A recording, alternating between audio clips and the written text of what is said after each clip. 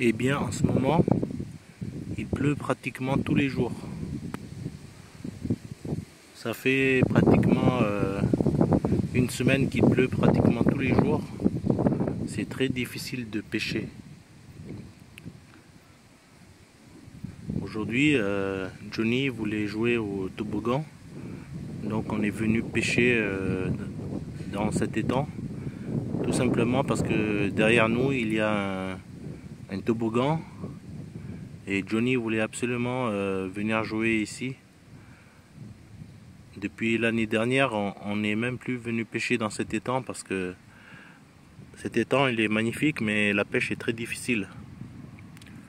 La pêche devient très difficile parce qu'il y a une surpêche dans cet étang et il ne reste pratiquement plus de petites carpes. Comme dans l'étang d'Aubigny, ici il n'y a que des grosses carpes. Donc qui dit grosse carpe dit difficulté supplémentaire pour nous les pêcheurs débutants. C'est pas facile d'attraper une grosse carpe parce qu'on est débutant, donc on ne connaît pas toutes les ficelles pour attraper les grosses carpes. La plupart des gens qui viennent ici, ils viennent faire des pré-amorçages. Ils arrivent à sortir leur épingle du jeu en faisant des pré-amorçages la veille ou plusieurs jours à l'avance. Et ils arrivent à sortir des grosses carpes de 13 kg, 15 kg, 16 kg et quelques spécimens de plus de 20 kg. Donc j'ai rencontré un ami qui m'a dit qu'il avait sorti une carpe de 27 kg ici. Donc ça remonte à très peu de temps. Et cet ami-là, je lui fais confiance parce que on a pêché ensemble. Donc il n'y a pas de secret, hein. Il y a des grosses carpes, mais c'est très difficile. Il faut faire des sessions complètes. Soit des sessions de week-end complètes, soit des sessions de une semaine. Et forcément, l'ami dont je parle là, il n'était pas seul. Il était certainement avec des gens qui avaient de l'expérience. Ici, en pêchant d'ici, il y a des gens qui ont déjà sorti des silures de 1,70 m, des carpes de 16 kg juste ici. Donc, même si on est débutant, on peut pêcher ici. Si le poisson est là, il n'y a pas de raison qu'on ne prenne pas un gros poisson. Mais pour une raison que j'ignore, nous, on a fait capot dans cet étang. À chaque fois qu'on pêche ici, on fait capot.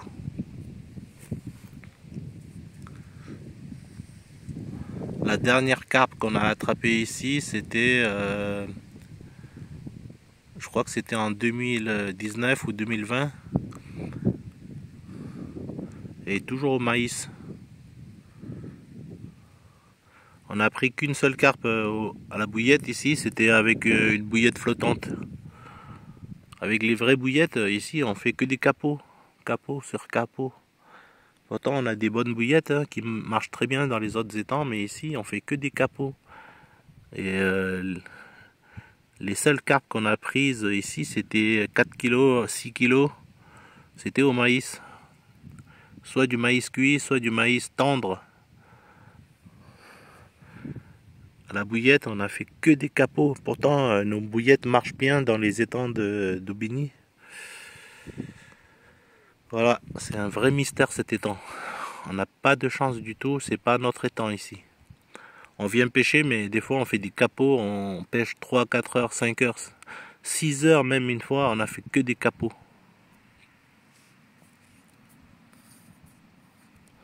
C'est vraiment pour se retrouver au bord de l'eau. Alors aujourd'hui, je me suis pas cassé la tête. J'ai sorti les deux cannes de Kenny, les Xtreme 9 300, 3 mètres, 3 livres 25, avec deux piquets. C'est les cannes à pêche de Kenny, ça. Mais j'avais mis un moulinet 12 000 et un nylon de 47 centièmes. C'était pour préparer la pêche en grand lac et en canal, mais C'est pareil, la dernière fois, on a fait encore un capot en canal et on n'a pas trouvé un seul spot de pêche possible en grand lac parce qu'il y a trop d'herbiers. Et ici aussi, il y a beaucoup d'herbiers sur le fond là. Quand j'ai ramené mon premier lancer, j'ai accroché déjà des algues. Ces plantes aquatiques qui sont comme des fougères, des sapins là au fond de l'eau là. C'est pas facile du tout. Donc j'ai lancé vraiment tout près. Là j'ai lancé à peu près oh, peut-être 15 mètres. Je suis à 15 mètres du bord. Hein. Peut-être 20 mètres, mais bon, à mon avis, je suis plus près des 15 mètres que des 20 mètres. Je cherche même pas à comprendre parce que ici, le plus important c'est d'amorcer. Donc j'ai même pas amorcé beaucoup de bouillettes, j'ai amorcé que du maïs. Là, les 17h30, on va pêcher jusqu'à 19h. Et si à 19h il n'y a rien, on rentre. On va pas insister. Hein. Aujourd'hui il y a du vent, il pleut. On s'est caché dans la voiture là avec les gosses. Et le vent il vient d'en face, donc le vent il vient d'en face, donc j'ai lancé à 15 mètres du bord là. En espérant que s'il y a des poissons, ils viennent de ce côté-là. Au fond là-bas c'est très calme. Au fond là-bas c'est très calme, mais j'avais la flemme d'aller là-bas avec les gosses qui jouent dans le parc derrière nous. Je pouvais pas les surveiller, donc j'ai posé les cannes ici. J'aurais pu pêcher avec 4 cannes et 2 cannes pour mes 2 enfants. On aurait eu 6 cannes, mais on n'aurait pas fait plus de poissons. Donc en fait, là c'est juste à titre expérimental qu'on pêche ici. De toute façon, ici on n'a vraiment pas de chance. Donc il y a des très grosses carpes ici. Hein. Très grosses carpes. C'est même pas la peine d'aller dans les grands lacs, mais il y a des légendes qui disent que ici il y a du 27 kg, du 42 kg. Donc c'est que forcément la fédération met des très grosses carpes ici qui sont très difficiles à attraper. Ici la plus grosse carpe que j'ai vue de mes propres yeux, c'était une carpe tarte aux pommes de 13 kg environ. C'était un ami qui l'avait pêché. Il m'a dit qu'elle faisait à peu près 13 kg. À la tombée de la nuit, ça remonte à 2 ans. C'est la seule carpe que j'ai vue de mes propres yeux ici. Sinon, j'ai vu que des photos. Et moi, malheureusement, ici, mon record, c'est que 6 kg. Une petite carpe commune.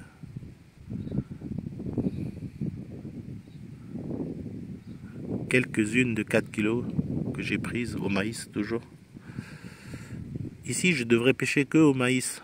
Mettre 3-4 maïs sur le cheveu. Et puis, pêcher que comme ça. Parce que ici, à la bouillette, j'ai vraiment aucune chance. J'ai vraiment aucune touche.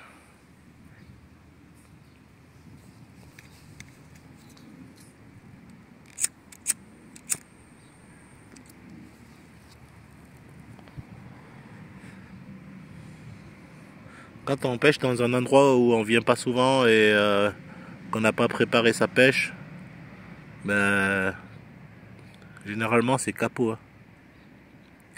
Pourtant il y a des très bons pêcheurs qui font des cartons ici.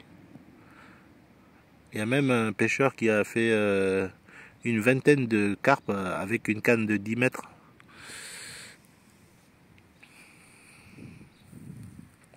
Comme quoi il y a vraiment des très très bons pêcheurs.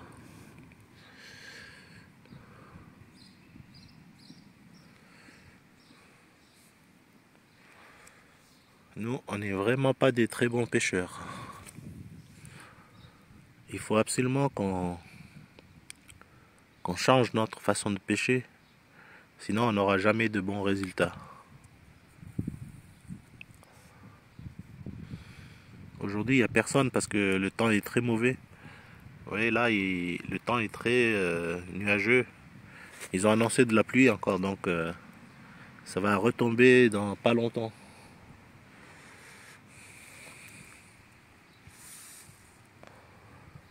Si on fait pas de touche avant 19 h, on va même pas insister. Généralement, vers les 17 h, il y a quelques carpes qui commencent à chercher à manger, mais là, le temps il est très mauvais et puis il y a beaucoup d'herbiers au fond, c'est impêchable ici.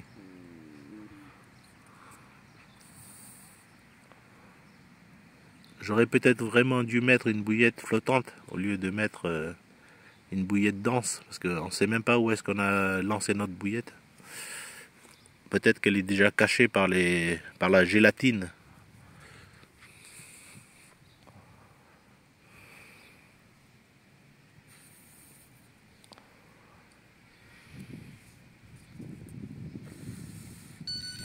Oh, départ, départ. Première fois qu'on attrape une carpe avec une bouillette dans cet étang. Donc la carpe s'est auto-ferrée. Ouais, elle est là. Elle s'est coincée dans les nénuphars. Je la sens plus du tout.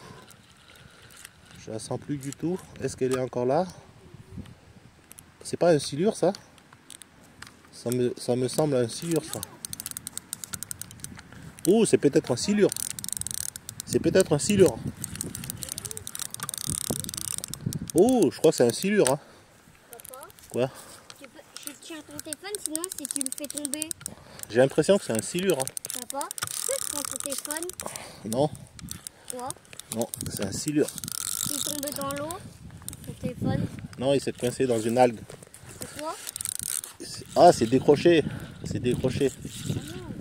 Ah, Ah, c'est décroché. bah, non, ça servait à rien qu'on venait. Oh, il s'est coincé dans les algues et ça s'est décroché.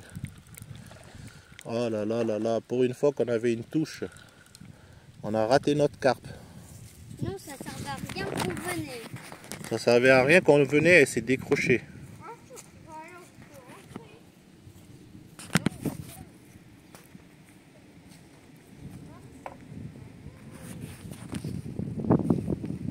Elle s'est décrochée. Voilà, c'est ma faute si la carpe s'est décrochée. J'ai perdu trop de temps pour ferrer. J'étais en train de filmer le fil qui déroule et puis ça a arrêté de tirer et la carpe s'est décrochée. Elle s'est coincée dans un herbier. Et quand j'ai tiré, ben, il n'y avait plus rien, ça s'était coincé dans un herbier. J'étais coincé dans un herbier au fond, j'ai tiré fort et puis là ça a décroché. Peut-être qu'elle n'a pas été bien piquée. En tout cas, c'était pas un silure. Parce qu'ici, il y a beaucoup de silures. Si c'était un silure, il aurait engamé l'hameçon dans sa gorge et puis j'aurais pu la combattre. Mais là, j'ai senti que la carpe a tiré et puis elle a dû relâcher. Et l'hameçon s'est coincé dans un herbier, donc j'étais coincé. J'étais obligé de tirer très fort pour décrocher. Et là, ça a lâché. Mais on est vraiment content d'avoir fait un départ en direct. J'étais en train de faire la vidéo et puis ça a sonné. Donc on est super content d'avoir eu un départ. Même si on n'a pas eu de poisson, on a quand même eu un départ. Et Johnny est vraiment triste. Johnny m'a beaucoup engueulé parce qu'il m'a dit c'est ma faute. Kenny il joue là-bas et Johnny lui il est là. Mais il a eu un bouton. Oui, il a eu un bouton. Donc on a quand même eu un départ. Si on a eu un départ, c'est que il n'y a pas beaucoup de gélatine au fond pour qu'il voit la bouillette. C'est-à-dire que soit c'était une petite carpe, soit c'était une carpe mal piquée parce que normalement avec l'autoferrage, elle se prend toute seule, mais elle a du mal être piquée, mal piquée. Et c'est pour ça qu'on l'a ratée. Parce qu'avec un plomb de 100 grammes et un fil de 47 centièmes, normalement l'autoferrage c'est déjà assez puissant, mais quand ça a arrêté de tirer, j'avais déjà un petit doute qu'il y avait un problème. Normalement ici, les carpes, elles prennent facilement 20 ou 30 mètres de fil, mais là elle a arrêté de tirer très vite. Donc c'est une petite carpe qui a dû être mal piquée et qui a lâché. C'est vraiment dommage. Voilà, il est 18 h. Il a commencé à pleuvoir juste après qu'on a fait notre décroche sur la carpe qu'on a eue là. Et donc on s'est caché dans la voiture. Là il est 18h05 et ça s'arrête de pleuvoir. Mais comme ils ont annoncé de la pluie jusqu'à la fin de la journée, ça va faire des épisodes pluvieux, on sera pas tranquille.